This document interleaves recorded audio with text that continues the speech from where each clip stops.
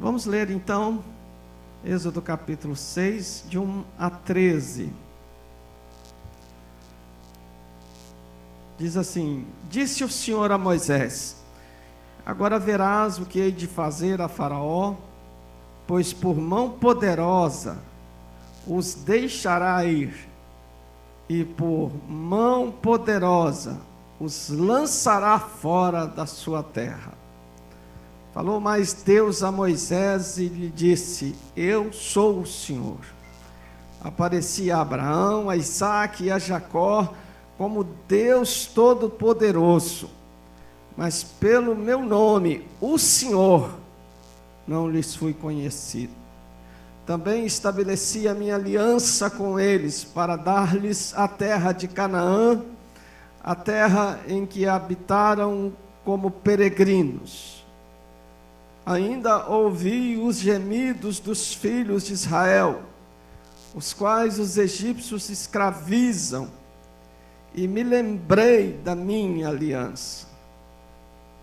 Portanto, dize aos filhos de Israel: Eu sou o Senhor, e vos tirarei de debaixo das cargas do Egito, e vos livrarei da sua servidão, e vos resgatarei com braço estendido e com grandes manifestações de julgamento. Manifestações de julgamento.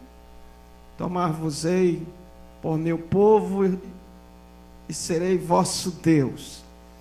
E sabereis que eu sou o Senhor vosso Deus, que vos tiro de debaixo das cargas do Egito, e vos levarei à terra a qual jurei dar a Abraão, a Isaque e a Jacó, e vou-la darei como possessão. Eu sou o Senhor. Desse modo falou Moisés aos filhos de Israel, mas eles não atenderam a Moisés por causa da ânsia de espírito e da dura escravidão.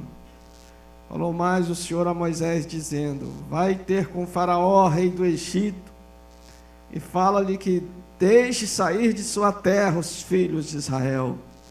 Moisés, porém, respondeu, dizendo: Eis que os filhos de Israel não me têm ouvido, como pois ouvirá Faraó? E não sei falar bem. Não obstante, falou o Senhor a Moisés e a Arão, e lhes deu mandamento para os filhos de Israel e para Faraó, rei do Egito, a fim de que tirassem os filhos de Israel da terra do Egito.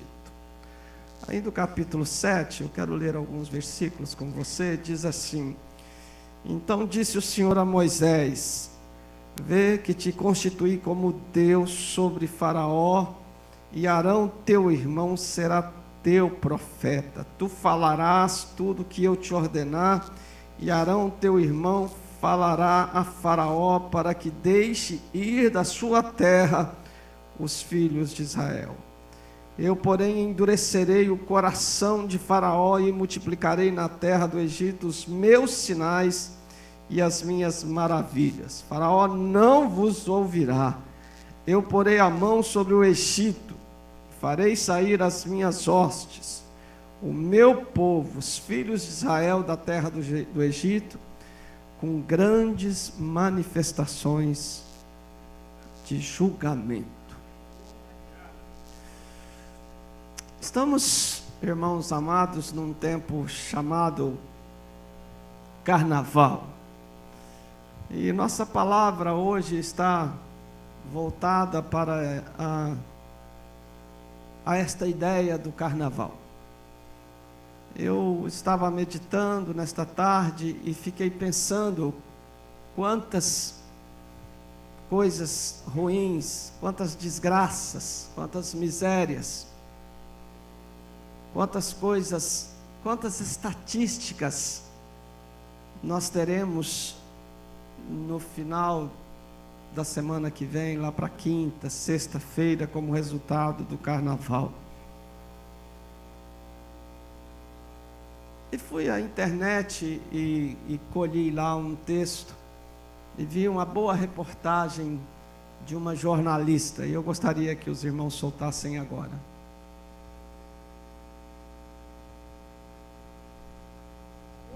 eu não vejo a hora de chegar a quarta-feira de cinzas. Não é que eu seja inimiga do carnaval. Até já brinquei muito em clubes, nos blocos, nas prévias. Fui até Olinda em plena terça-feira de carnaval. Portanto, vou falar com conhecimento de causa e revelar algumas verdades que eu encontrei por trás da fantasia do carnaval. A primeira delas: o carnaval é uma festa genuinamente brasileira. Não é. O carnaval, tal como nós o conhecemos, ele surgiu na Europa durante a Era Vitoriana e se espalhou pelo mundo afora, adaptando-se a outras culturas. Segunda falsa verdade: é uma festa popular. Balela. O carnaval virou negócio e dos ricos. Que o digam os camarotes VIP, as festas privadas e os abadás caríssimos chamados passaportes da alegria. E quem não tem dinheiro para comprar aquela roupinha colorida, não tem também direito de ser feliz? Tem não? E aqui na Paraíba, onde se comemoram as prévias, não é muito diferente não. A maioria dos blocos vive às custas do poder público e nenhuma atração sobe em um trio elétrico para divertir o povo só por ser o carnaval uma festa democrática. Milhões de reais são pagos a artistas da terra e fora dela para garantir o circo a uma população miserável que não tem sequer o pão na mesa. Muitas coisas hoje me revoltam no carnaval. Uma delas é ouvir a boa música ser calada à força por hits do momento como o Melô da Mulher Maravilha e similares que eu não ouso nem citar.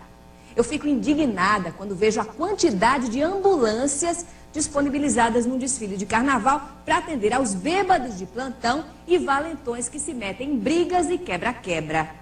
Onde estão essas mesmas ambulâncias quando uma mãe precisa socorrer um filho doente, quando um trabalhador está infartando, quando um idoso no interior precisa se deslocar de cidade para se submeter a um exame? Eu me revolto em ver que os policiais estão em peso nas festas para garantir a ordem durante o carnaval e no dia a dia falta segurança para o cidadão de bem exercitar o simples direito de ir e vir. Mas o carnaval é uma festa maravilhosa. Dizem até que faz girar a economia, que os pequenos comerciantes conseguem vender suas latinhas, seu churrasquinho. Olha, se esses pais de família dependessem do carnaval para vender e para viver, passariam o resto do ano à míngua. Carnaval só dá lucro para dono de cervejaria, para proprietário de trio elétrico e para uns poucos artistas baianos. No mais, é só prejuízo. Alguém já parou para calcular o quanto o Estado gasta para socorrer vítimas de acidentes causados por foliões embriagados? Quantos milhões são pagos em indenizações por morte ou invalidez decorrentes desses acidentes? Quanto o poder público desembolsa com procedimentos de curetagem que muitas jovens se submetem depois de um carnaval sem proteção que gerou uma gravidez indesejada? Isso sem falar na quantidade de DSTs que são transmitidas durante a festa em que tudo é permitido. Eu até acho que o carnaval já foi bom, mas isso foi nos tempos de outrora. E eu fiquei olhando tudo isto e fiquei pensando, mas não era bem isto que eu queria ouvir, que eu queria saber. Na verdade, o que eu queria saber era alguma coisa que as estatísticas, que os repórteres, que as pessoas que lidam com esta festa poderiam informar. O que eu gostaria de saber é quantas pessoas morreram no carnaval e foram para o inferno. Eu gostaria de saber quantos filhos de crentes deixaram de ser crentes no carnaval. Eu gostaria de saber quantas moças da igreja foram ver uma festa de rua e não voltaram mais para casa como moças e nem como crentes. Eu gostaria de saber quantos casamentos de crentes, de servos de Deus, foram de uma forma ou de outra afetada, seja por desencontros do marido ou da esposa, querendo ver esta festa ou participando dela, ou de uns filhos que se envolveram e trouxeram algum tipo de desgraça ou ruína. Minha preocupação, meu desejo, a minha vontade até para chorar diante do Senhor era conhecer a estatística espiritual de um carnaval. Sabe por quê, queridos irmãos? Na verdade, os homens, as pessoas, elas são apenas uma peça num jogo de Satanás. Na verdade, quem está por trás de tudo isto não é o governo, não é o dono das cervejarias, não são os donos dos motéis, nem dos prostíbulos. Na verdade, quem está por trás de tudo isto é Satanás. Ele é que comanda todo o resultado espiritual desta festa. E o texto em que nós lemos vai falar de uma atuação sobrenatural do Senhor Deus em favor do seu povo, o povo de Israel, que já estava há 400 anos escravo no Egito. Você conhece a história e nós não precisamos nos delongar nela, mas Deus sentiu que já não dava mais para suportar, chamou Moisés, chamou Arão, deu orientação e disse: é hora de tirar o meu povo da escravidão. E as estratégias que Faraó usou para tentar impedir a ação de Deus se cumprir, é uma estratégia que Satanás usa para tentar impedir que eu e você sejamos livres em Cristo Jesus. Na minha ótica, Satanás usou pelo menos 5 estratégias nessa caminhada, neste confronto. Ou o Faraó usou e Satanás usou neste confronto do Senhor Deus contra Faraó e contra o Egito. Vale lembrar agora, queridos irmãos, que a Bíblia fala que, você lembra que eu ressaltei a palavra julgamento? Faço julgamento. Vale lembrar que as 10 pragas não é um mero capricho de Deus sobre os egípcios. Algumas pessoas chegam a falar: mas para que tanta praga que Deus mandou sobre o Egito? Na verdade, as 10 pragas eram, em cada uma delas, confronto e destruição da imagem do poder de um Deus ou mais deuses. Então, quando você vê na primeira praga a transformação do rio Nilo em sangue, o próprio rio Nilo era considerado um deus, e havia um outro deus parceiro do Nilo, que era Ape, que intervia junto ao deus Nilo nas ocasiões de inundações. Na praga das rãs, Hecate é a deusa da fertilidade e tem uma cabeça de sapo. E Hecate não conseguiu impedir que o Egito fosse invadido por rãs. Na praga dos piolhos, o pó da terra era considerado sagrado. Sete era o deus do deserto. E o pó foi convertido em piolhos, e o deus Sete nada pôde fazer. Na praga das moscas, Rã é representado por uma mosca. Mas acima de tudo tem um Deus que nós conhecemos, lá já existia, chamado Belzebu. E ele era o Deus que protegia o Egito das moscas.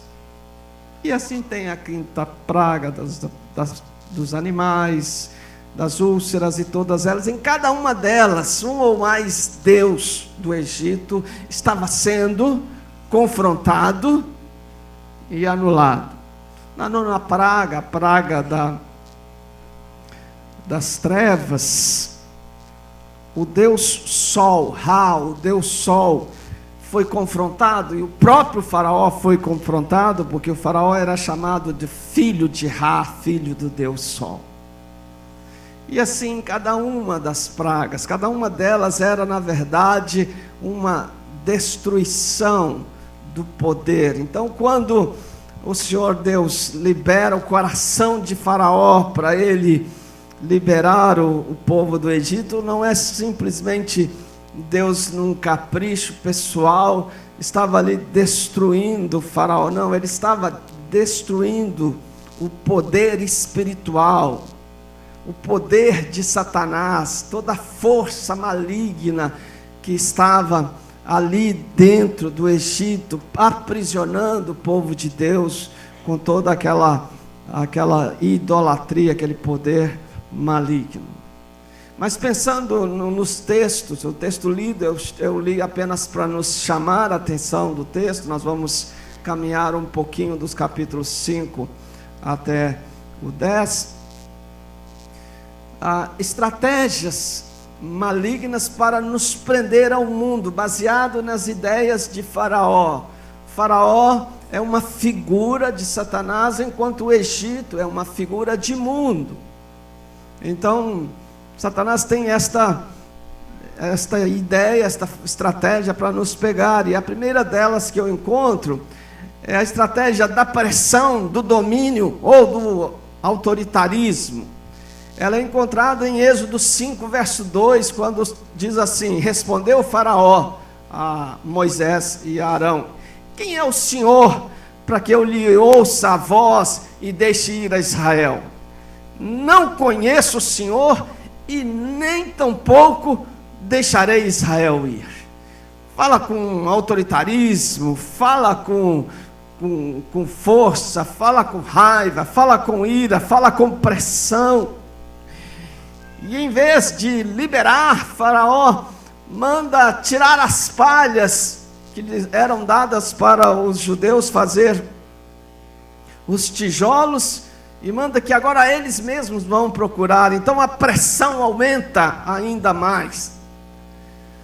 Aplicando a nós, vejo que uma pessoa, por exemplo, quando aceita Jesus, o novo convertido, ele sofre esse tipo de pressão do adversário. Satanás tenta aplicar nos novos convertidos algumas pressões para que ele desista de servir a Deus, para que ele desista de caminhar com o Senhor, e uma delas é uma seção de problemas um após o outro. Não é incomum um crente novo chegar perto de você e dizer assim: depois que eu me converti, a minha vida piorou, os problemas aumentaram, as dificuldades vieram sobre mim, parece que o mundo desabou sobre a minha vida. E é esta tentativa de Satanás em derruir, arruinar, minar, enfraquecer a fé dos novos convertidos, enviando problemas, dificuldades que ele não estava enfrentando antes. Talvez até fosse passar, mas ele não sabia se ia passar, e atribui ao fato de ter acontecido depois que ele teve um compromisso com Jesus.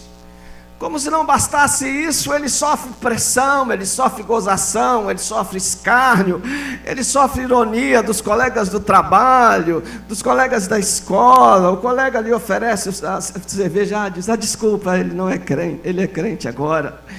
Eu queria contar uma piada agora, mas não posso contar porque fulano está aqui, agora ele agora é crente, ele agora é pastor da igreja, ele agora está dando dízimo lá na igreja.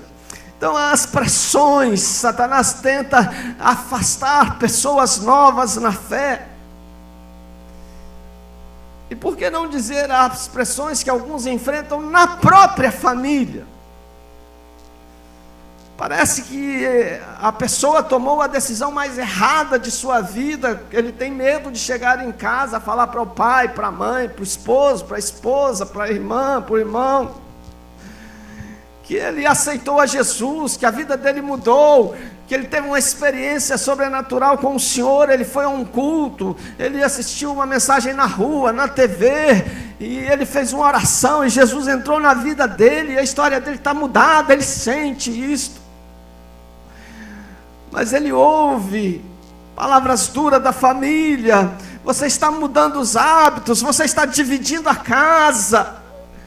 Ele ouve palavras de ironia, de escárnio: crente você, e olha o que você está fazendo. Vou falar para o seu pastor o que você está fazendo aqui. Ele vê pressão de todos os lados. Alguns chegam até a dizer: você está trazendo uma maldição sobre a família, porque esta família de geração em geração tem sido desta religião, e você está saindo da religião da família.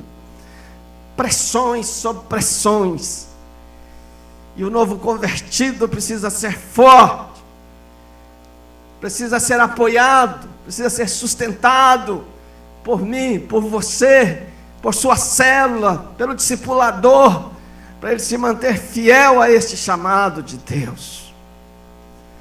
Mas Satanás não faz essa pressão só ao novo convertido. Satanás faz essa pressão a mim, a você, ao crente maduro também. Esse negócio de querer bater com força. Todos nós passamos por momentos de altos e baixos, e muitas vezes, irmãos, nós sentimos em algumas situações como se Deus não se importasse conosco,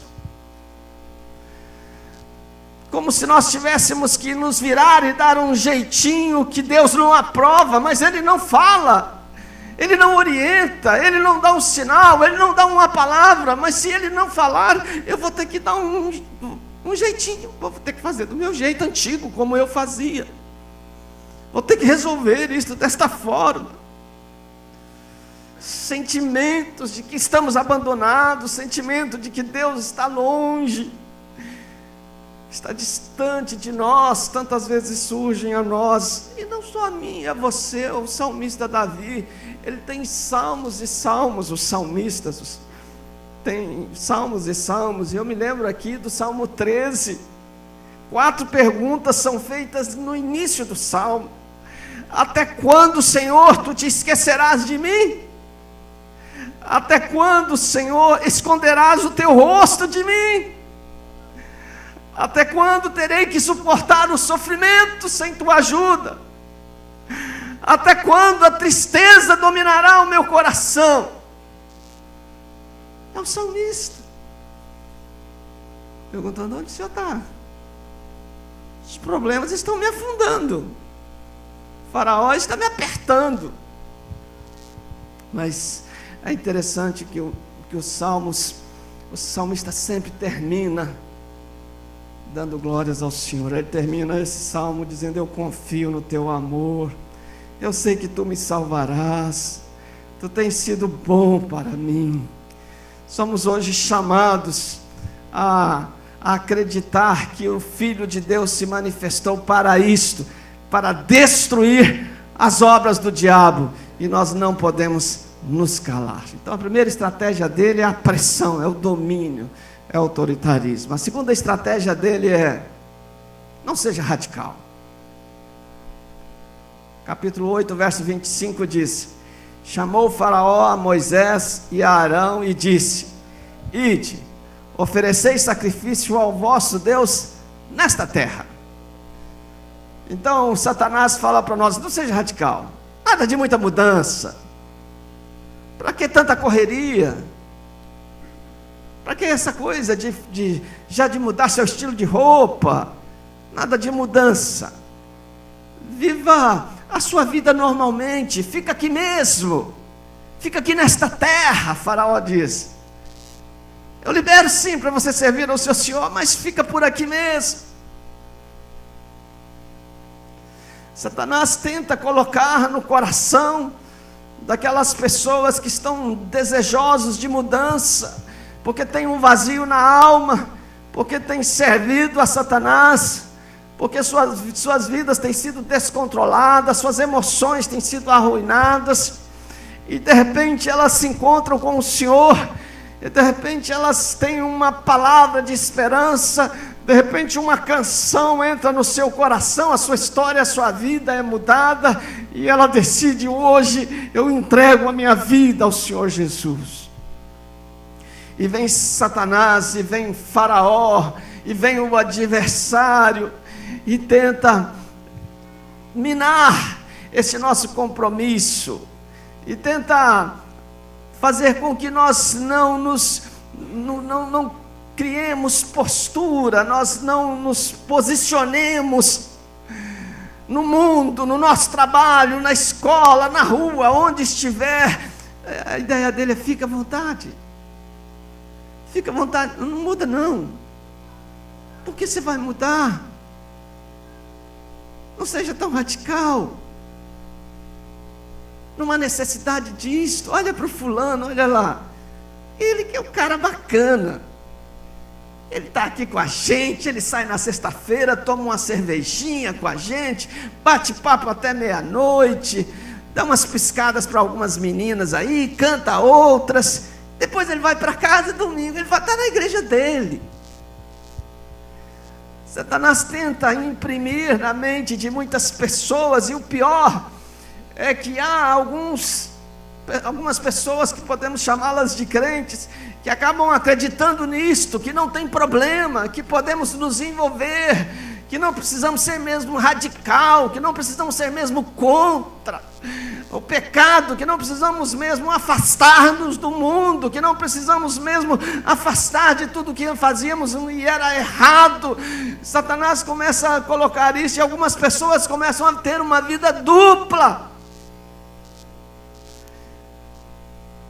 E Paulo escreve aos Coríntios, reafirmando esta ideia: precisa mudar sim, aceitou a Jesus, então vamos bater forte contra o pecado, vamos abrir o coração, vamos procurar ajuda. Paulo escreve aos Coríntios 5,17, ele diz: quem está em Cristo é nova criatura, as coisas velhas já passaram, eis que tudo se fez novo. Ele escrevendo aos Colossenses capítulo 1, verso 13, eu acho linda essa expressão. Ele diz que Jesus nos libertou do império da morte e nos transportou, mudou de lugar, nos transportou para o reino do seu amor. João 17,16 diz Jesus em sua oração sacerdotal: Pai, eles não são do mundo, como também eu não sou. Por isso, queridos, que a gente não pode ficar. A gente tem que estar. Nós estamos no mundo, mas não somos do mundo. Nossas regras não são do mundo. Nossos valores, nossos princípios não são do mundo. São da palavra. São de Deus. A terceira estratégia de Satanás é: seja um cristão light. Não seja radical, também não seja light. Ele vai colocando a colher dele na medida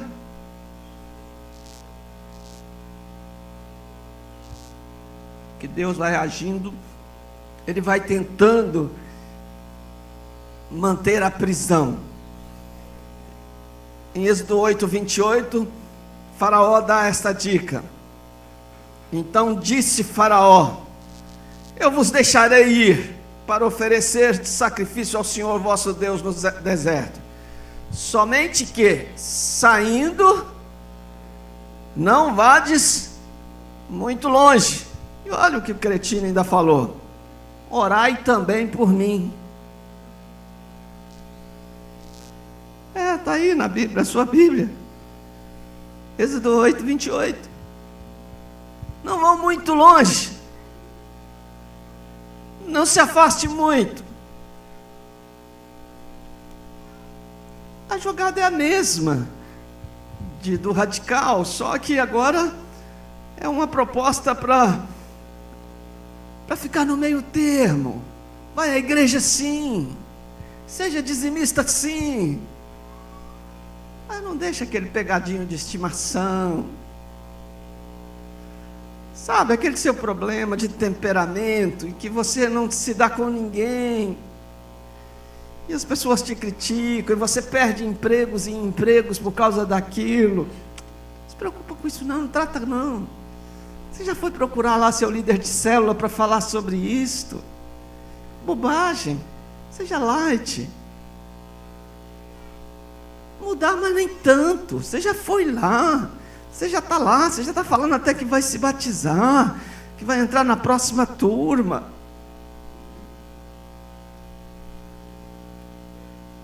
Não precisa ser tão pressionado. Seu namoro é bom.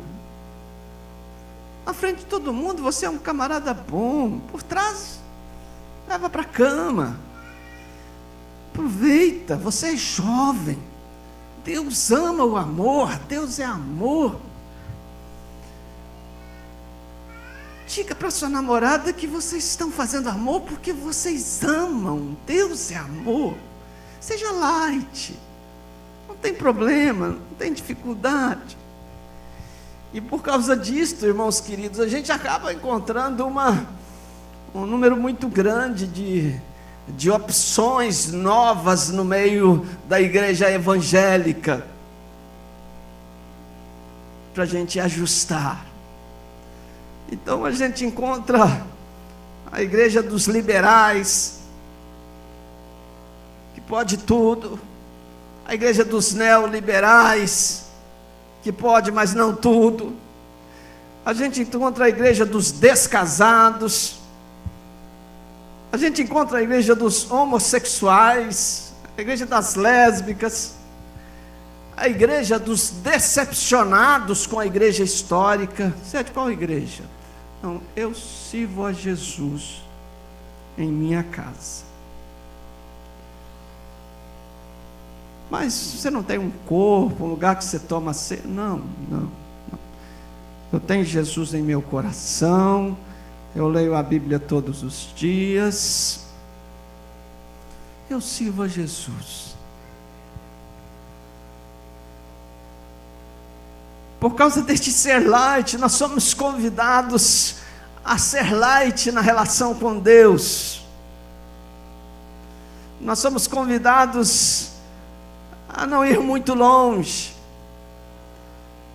Nós somos convidados a não fortalecer o nosso compromisso, mas o desafio de Deus para mim, para você, nesta noite, a chamada, nesta tarde, a chamada do Espírito Santo para mim e para você, é para nós nos enchermos do Espírito Santo, para nós buscarmos as águas de Deus, e se ela estiver nos pés, vamos buscar para que ela venha até a canela, para que ela venha até os joelhos, para que ela venha até os lombos, para que ela venha sobre nós, e nós sejamos tomados da presença de Deus, do desejo de ser santo, de viver a vontade do Senhor, de fazer a vontade do Senhor.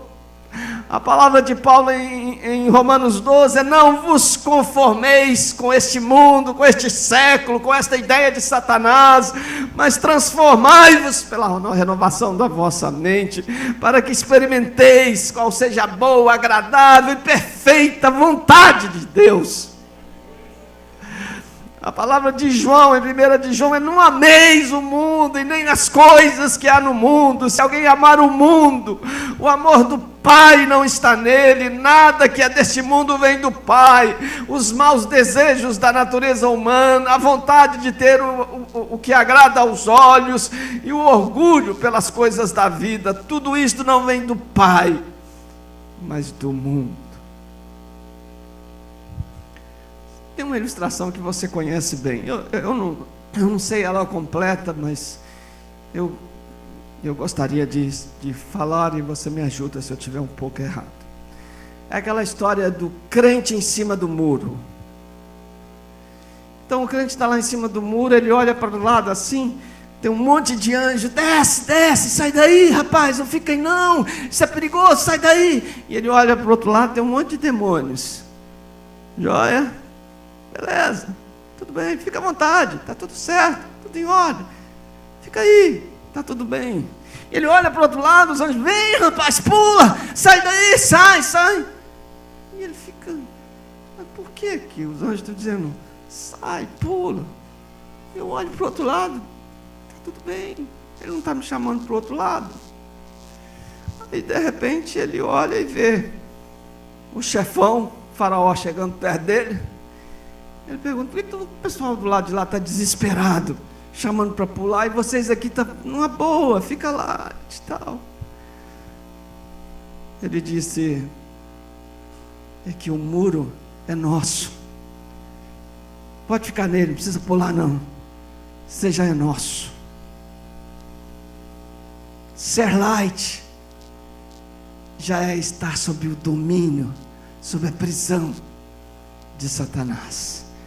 E o desafio de Deus é ser firme, é ser forte, é estar comprometido com o Senhor.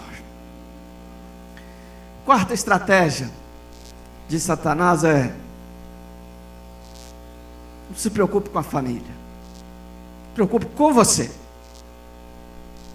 não se preocupe com a família. Olhe só o que está no capítulo 10, versos de 8 a 11. Aí Moisés e Arão foram levados de novo até a presença do rei, e este lhes disse: vocês podem ir adorar o Senhor seu Deus, mas eu quero saber quem é que vai. Verso 10, 9 diz: Moisés respondeu: iremos todos nós, com as nossas crianças e os nossos velhos, levaremos os nossos filhos e filhas, as nossas ovelhas e cabras, e o nosso gado, pois temos que dar uma festa em honra de Deus, o Senhor.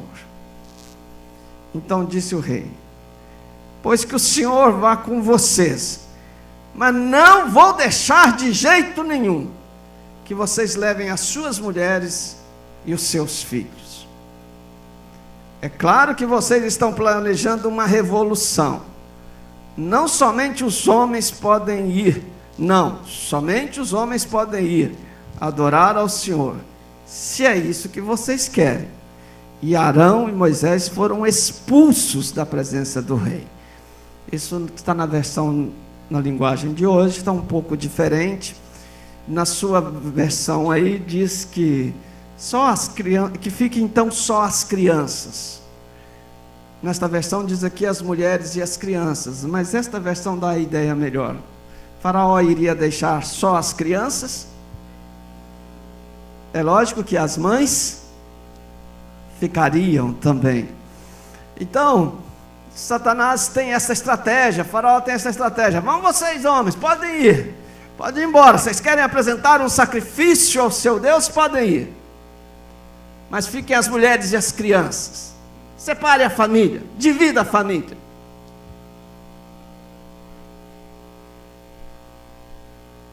Irmãos, e só isto aqui daria uma mensagem, e nós não precisamos nos esforçar muito para falar dos problemas que a família está enfrentando, porque está faltando investimento na família. Talvez você esteja cuidando até bem da sua vida espiritual, mas você não está cuidando bem do seu casamento.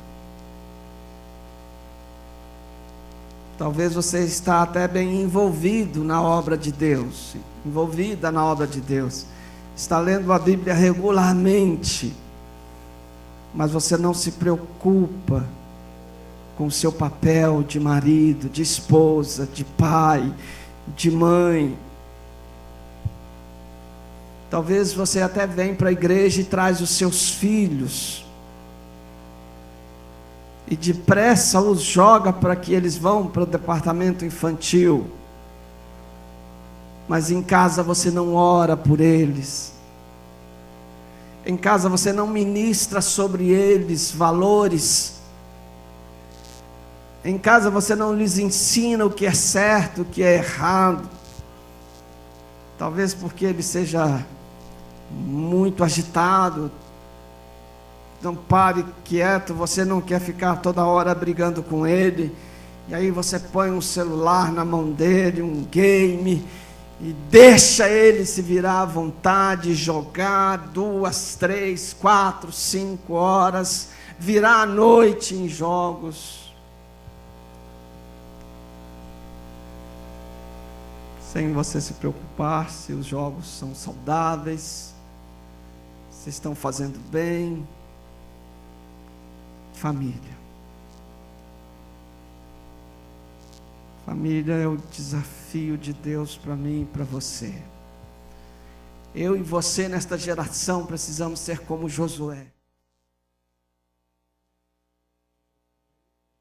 Ele é citado em quase toda a mensagem sobre família. Josué chega para o povo e diz: olha, meu mandato terminou, meu governo encerrou. Estou vendo que vocês estão andando com outros deuses aí. Escolham vocês a quem vocês vão servir. Mas eu e a minha casa serviremos ao Senhor. Eu e a minha casa não abriremos mão de adorar o Senhor Deus. Mesma visão nós encontramos em Jó, quando seus filhos iam para as festas da família. Quando voltavam, Jó orava com eles, os chamava de madrugada, diz Jó 1:5, para orar por eles, caso tenham cometido algum pecado. A quarta estratégia de Satanás é: não se preocupe com a família. Cuide só da sua vida espiritual. E a estratégia de Deus é: cuide de sua vida espiritual e da sua casa. Da sua casa. Não deixe a sua casa para trás. Não deixe seus filhos para trás. Não deixe sua esposa de lado. Não abandone os seus. Eles são joias preciosas do Pai. O Pai quer cada um deles naquele dia celebrando diante dele. Que o Pai espera da sua família é isto: bem-aventurado aquele que teme ao Senhor e anda nos seus caminhos. No trabalho de tuas mãos comerás, feliz será, e tudo te irá bem. Tua esposa no interior de tua casa será como uma videira frutífera. Teus filhos como rebentos da oliveira, à roda da tua mesa. Eis como será abençoado o homem que teme ao Senhor. O Senhor te abençoe desde Sião, para que vejas a prosperidade de Jerusalém durante os dias de tua vida. Veja os filhos de teus filhos servindo a Deus. Última estratégia de Satanás: diz: não, tudo bem, não consegui te pressionar, não consegui fazer você ficar radical, não consegui você ficar light, você está cuidando da sua família. Então ele entra com a última. Tá legal, então deixa o seu emprego, deixa os seus bens nas minhas mãos, deixa que eu cuido. Capítulo 10, verso 24, diz o texto: aí o rei mandou chamar Moisés e lhe disse: vocês podem ir adorar a Deus, o Senhor, levem também as suas mulheres e os seus filhos, mas as ovelhas, as cabras e o gado ficarão aqui. Você vê como ele vai cedendo, mas aos poucos ele deseja nos manter aprisionados. De alguma forma ele deseja que eu e você estejamos aprisionados, haja uma fortaleza em nossa vida. Tudo bem, você é crente, tudo bem, você já é quase pastor lá na igreja, mas aqui no trabalho você não é crente. Aqui no trabalho você tem que fazer o que eu mando. Se eu mandar você roubar, você rouba. Se eu mandar você mentir, você mente. Se eu colocar você para fazer coisas escusas, você vai fazer. muitos crentes que chegam em nossos gabinetes e falam conosco que têm vergonha de dizer o que fazem em seus trabalhos. Seus bens. Deixem seus bens na mão de Satanás. Ganhe os seus bens de forma ilícita. Deixe seus bens por conta de Satanás. Ganhe muito dinheiro de forma ilegal. Não tem problema, você já salvou a sua alma, você já aceitou a Jesus, não tem problema. Mas não é isto que o Senhor quer de nós. Moisés resume tudo, queridos. Quando o faraó diz isso, tudo bem, vocês podem ir então, vão os homens, vão as mulheres, vão as crianças, mas os animais vão ficar. A resposta de Moisés é: não, nenhuma unha ficará. E essa deve ser a minha e a sua posição. Nós e a nossa vida, nós e nossos bens, nós e a nossa casa, tudo que nós temos deve ser consagrado ao Senhor. Eu e a minha casa, no sentido literal, servimos ao Senhor. Eu no meu trabalho, eu sirvo ao Senhor. Eu na minha empresa, eu sirvo ao Senhor. Eu nos meus negócios, eu sirvo ao Senhor. Hoje Deus nos chama para celebrar uma grande festa com Ele. Não aceitando a imposição de Satanás, a pressão, não aceitando a ideia de que agora me converti e sou radical, não aceitando a ideia de ser um cristão light, não aceitando a ideia de abrir mão de sua família, e muito menos os seus bens. Vamos ficar em pé, irmãos, vamos orar ao Senhor.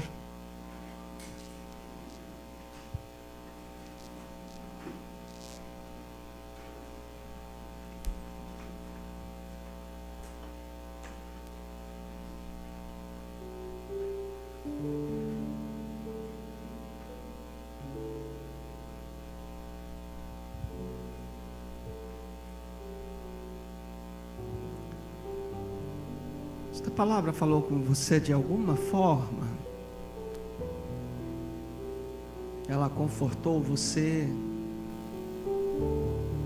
Esta palavra confirmou sua fé?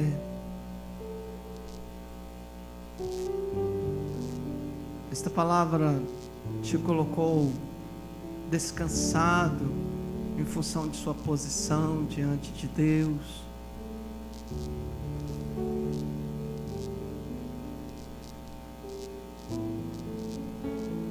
Se esta palavra te pôs bem diante do Senhor,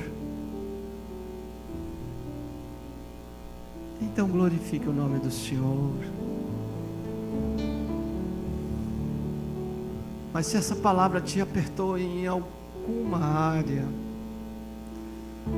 se o Senhor mostrou você, confrontou você em alguma área,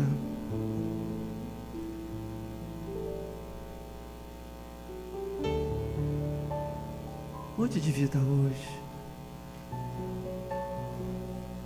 Assuma um compromisso hoje.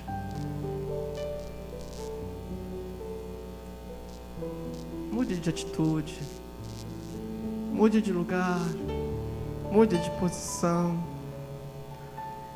Volte-se para Jesus. Hoje nós temos um Deus de misericórdia. Hoje nós temos um Deus de bondade. Hoje nós temos um Deus de amor. Hoje nós temos um Deus de alegria. Hoje nós temos Jesus intercedendo por mim, por você, para que nós voltemos para o Senhor. Mas haverá um momento que Jesus já não será mais o nosso advogado, mas será o nosso juiz. Nós nos apresentaremos diante dele, e nós não somos meio crentes, nós não somos meio filhos de Deus. Ou nós somos totalmente de Deus, ou nós não somos de Deus. Ou nós entregamos nossa vida de verdade a Jesus um dia, ou nós nunca entregamos. Talvez você passou a crente. Às vezes eu ouço essa expressão, eu acho essa expressão ruim aos meus ouvidos. Não sei se você usa essa expressão. Desde que eu passei a crente. Essa expressão transmite a ideia de eu mudei de religião. E Jesus quer muito mais do que mudar de religião. Jesus quer que nós mudemos de vida. Eu aceitei a Jesus. Eu entreguei a minha vida a Jesus. E eu quero louvar a Deus pela sua vida. E eu quero agradecer a Deus por saber que eu e você estamos juntos neste projeto divino de vencermos o pecado, de deixarmos toda e qualquer base, toda e qualquer brecha estabelecida em nossa vida. Eu sei que você está entendendo o chamado de Deus para a sua vida, para esta igreja neste ano, buscando um mover de Deus, e para Deus se mover em nosso meio ou através de nós, nós teremos que nos consagrar de fato a Ele. Então hoje é uma das noites da nossa vida em que somos chamados a nos consagrar a Ele mais e mais. Você precisa se consagrar mais. Você precisa acertar com o Senhor. E você quer fazer isso como uma atitude, tomando uma atitude. Olha, eu nem vou convidar você para vir aqui à frente.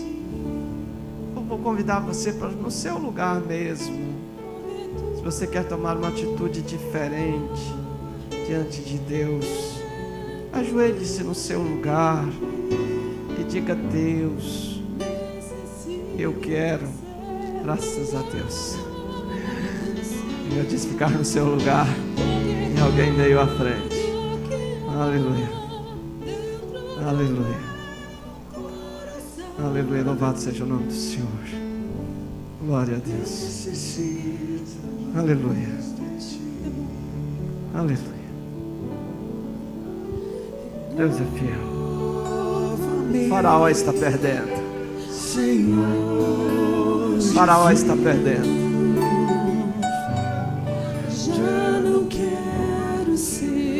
Faraó está perdendo mais uma vez. E ele vai perder sempre.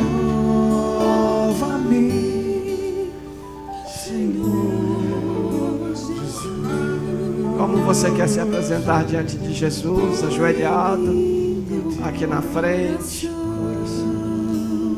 Mas eu quero me dirigir um pouco mais a quem sabe a você que está esperando este convite.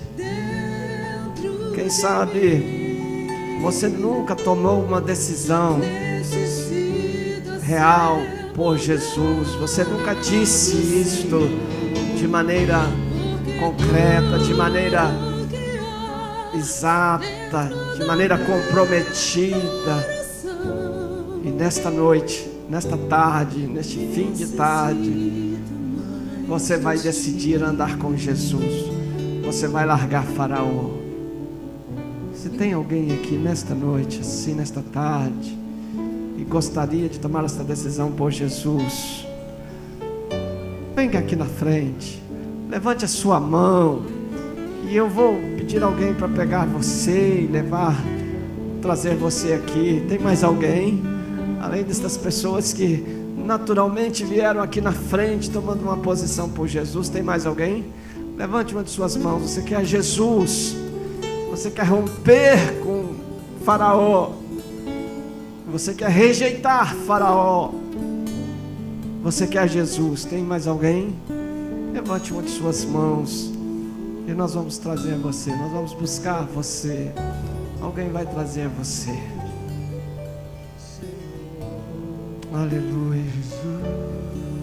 Está afastado do Evangelho.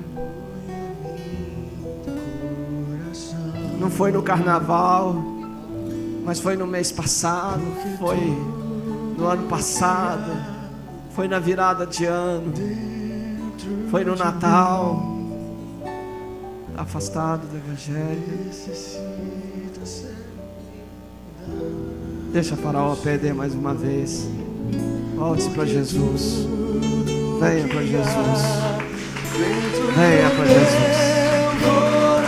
Venha para Jesus. Venha para Jesus. Aleluia. Aleluia. Aleluia. Glória a Deus. Quero convidar a igreja, você que está bem com Deus, você que ama o Senhor, levante a sua mão para o céu, irmão. Comece a orar a Deus, agradecer ao Senhor. Vem dizer ao Senhor que você não faz parte do time de Faraó.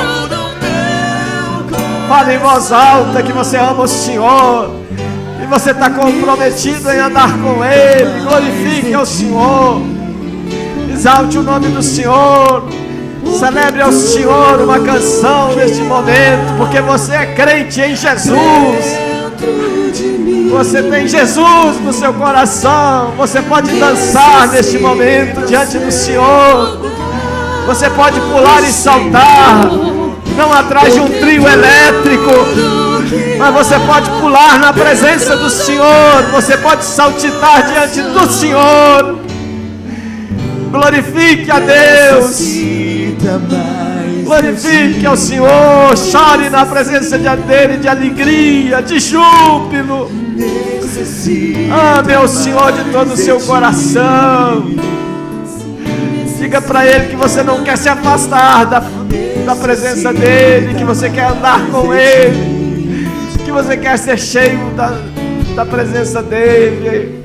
Aleluia. Aleluia. Você que está aqui na frente, ore comigo. Diga: Senhor meu Deus, em nome de Jesus, eu rejeito agora o poder de Faraó, o poder de Satanás na minha vida, o domínio de Satanás, as amarras, as prisões.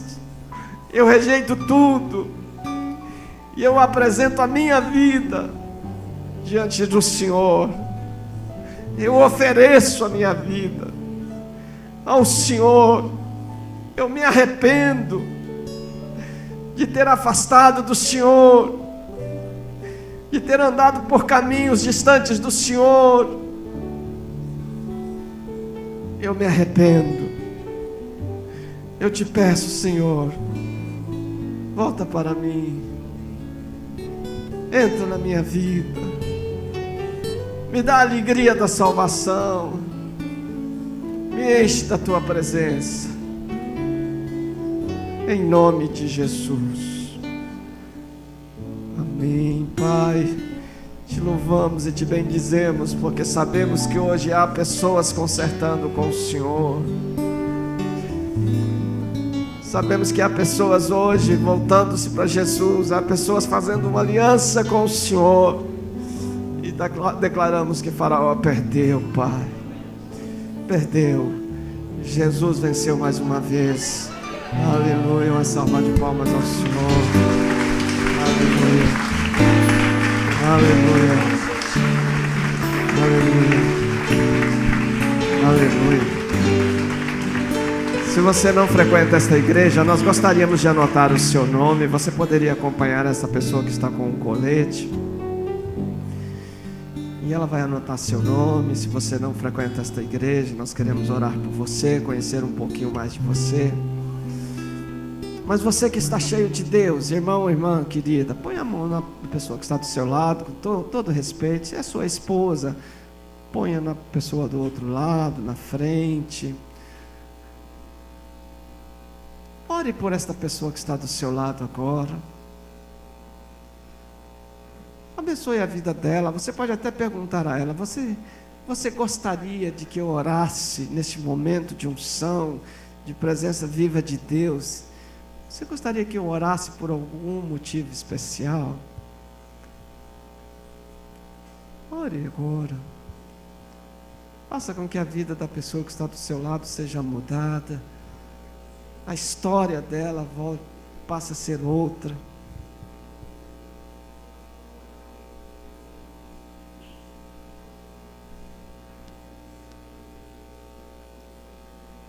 Ore você que está na internet. Toque no visor, põe a mão no visor e clame ao Senhor. Você que está na internet, diga: Senhor, visita a minha vida. Toma o meu coração. Eu quero ser um vaso novo, Senhor. Ore por toda a sua casa, você que está na internet, por seu esposo, por sua esposa. Ore por esta igreja. Ore pela minha vida, pela minha esposa, meus filhos, meus netos. Ore pelo pastor Luiz, que está de férias, sua esposa, seus filhos. Pelo pastor Félix, sua esposa, seus filhos. Pelo pastor Ari, que está comigo aqui no púlpito, sua esposa, seus filhos, seus netos. Pastor Fabiano, sua esposa e seus filhos. Ore pelos presbíteros, ore pelos diáconos, ore pelos ministérios diversos, o louvor. Ore para que Deus faça uma obra nova nesta igreja. Ore para que o poder de Deus possa fluir naturalmente em todo culto. Ore para que essa pessoa que está do seu lado possa ser um poder de Deus no lugar que ela estiver. Possa acontecer coisas tremendas ao redor dela e próximo a ela. Ore para que ela possa ter o poder de curar pessoas. Ore para que ela possa ter o poder de falar do amor de Jesus com facilidade. Que ela possa receber revelações de Deus sobre a vida de uma pessoa e compartilhar esta revelação que vai mudar a história da pessoa. Ore para que todos sejamos visitados pelo Senhor. Sim, Pai, concordamos com esta oração e cremos que o Senhor é poderoso para fazer infinitamente mais do que pedimos ou pensamos, conforme o teu poder que opera em nós, no nome de Jesus. Amém e amém. Uma salva de palmas ao Senhor. Pode assentar, meu irmão, glorificando a Jesus.